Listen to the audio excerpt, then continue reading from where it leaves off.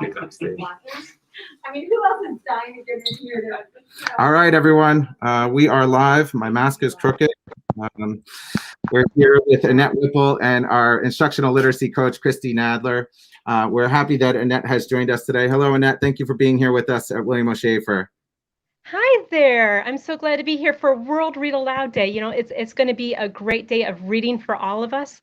And, we only have a few minutes, technical difficulties, but we're going to make the best of our time together.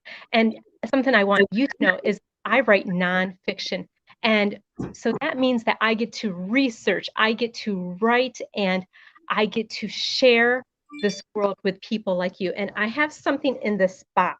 It has 8 legs. Are you ready? It is not alive.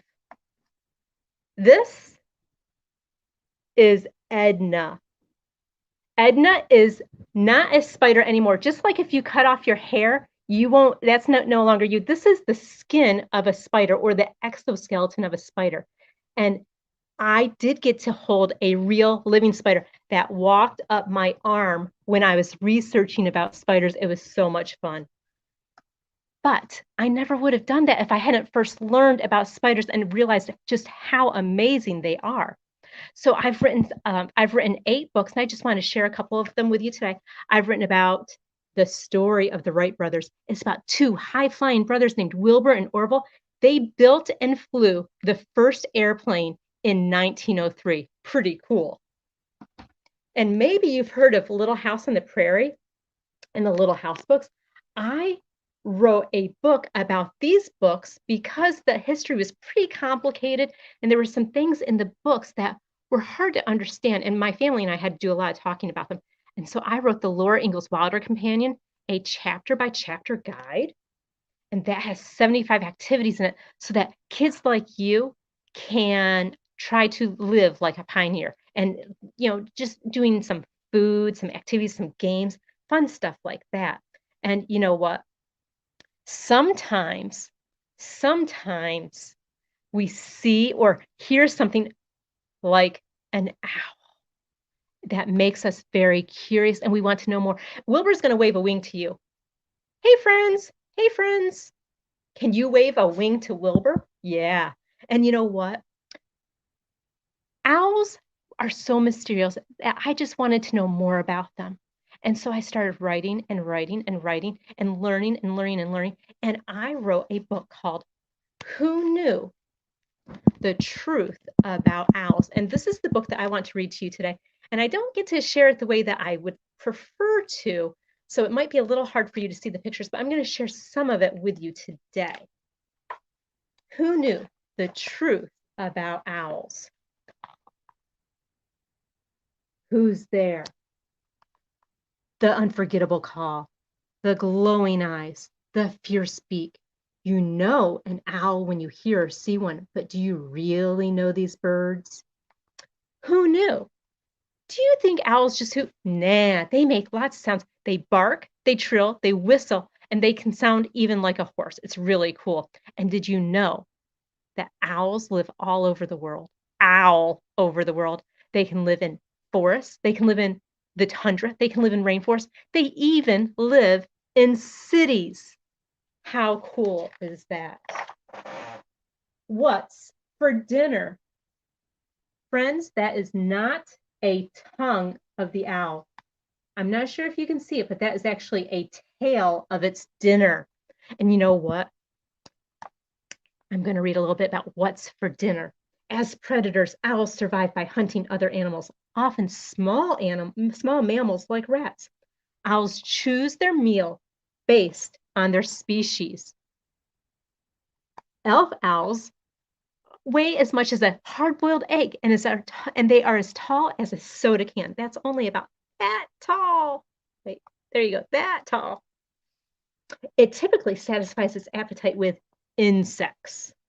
The medium-sized short-eared owl eats small birds and rodents like voles. They're kind of like mice. But the great horned owl, the ruler of North America's skies, feasts on possums, geese, and skunks. It even eats other owls. Who knew?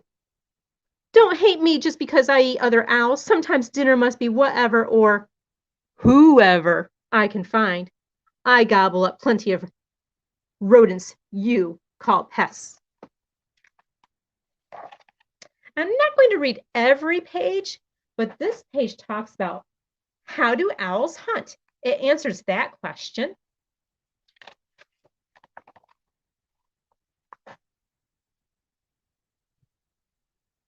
This one answers the question of do owls puke? The answer is no, they more cough something out. It's called an owl pellet. Do owls sleep all day? Some owls do sleep during the day, and some sleep at night. Others are most active at dawn and at dusk, and then they sleep throughout the day and the night. Do owls see in the dark? Yes, they do. Can owls spin their heads around? Oh, this book is full of questions and answers. What good are feathers? That looks like a tree, the bark of a tree right here, but there's also an owl on that tree. It is camouflaged because it's the color of the feathers and the pattern of the feathers on the owl make it disguised. It makes it hidden. What good are ear tufts? Right here are ear tufts, and they are not ears at all. They're just fluffy feathers. What's an owl nest like? Well, guess what? Owls don't even build nests. What do owl babies do? They do a lot of growing and eating of little things. Who endangers owls? Wow.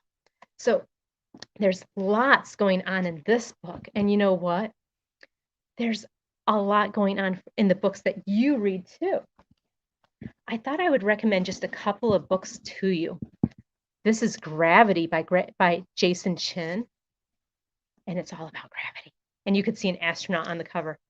This is perfect for this time of year. Snowman minus cold equals puddle. Because if you take away the cold, it's not going to be a snowman anymore. Here's another one. That one's written by Laura Purdy South. This is Water is Water by Miranda Paul. These are great books to help us know more about our world.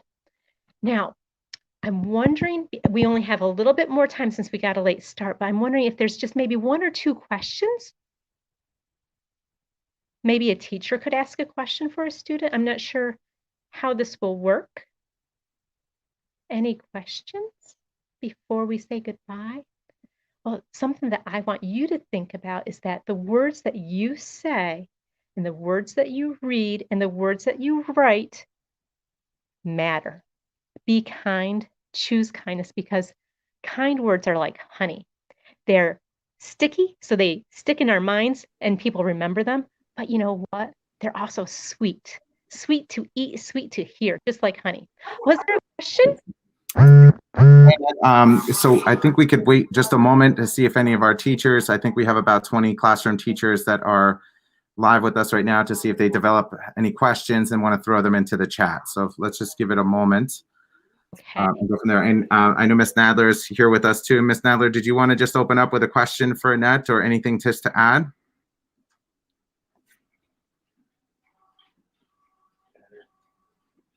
Well, you know what? One question that I get asked a lot is how many books I've written. I've written 8 books that have been published, but you know what? There are even more that are on my computer that haven't been published. And later this year, a book in the Truth About series about dogs will be out in the spring. And then remember Edna the spider? There will be a book about spiders in the fall for the Truth About series. Okay. Ms. Nadler, was there a question? Yes, our second graders are writing nonfiction books right now and are listening to you. Is there any tips or advice you can give to them?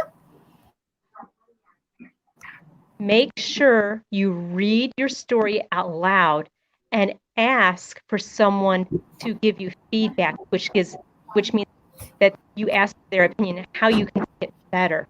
Because asking people how you can improve it helps you to be a better writer. I do that with my writer friends. And you can ask your teacher, You can ask your friends. You could even ask your grown-ups in your class too. Friends, this has been so wonderful. Have a wonderful read aloud day, but really every day is a great day to read aloud, isn't it? Happy reading and happy writing, friends. Goodbye. Thank you, Annette. Take you. care. Thank Thank you. Ms. Nadler, for organizing. Thank you, teachers. Thank you, first graders. Thank you, second graders. Have a wonderful read aloud day.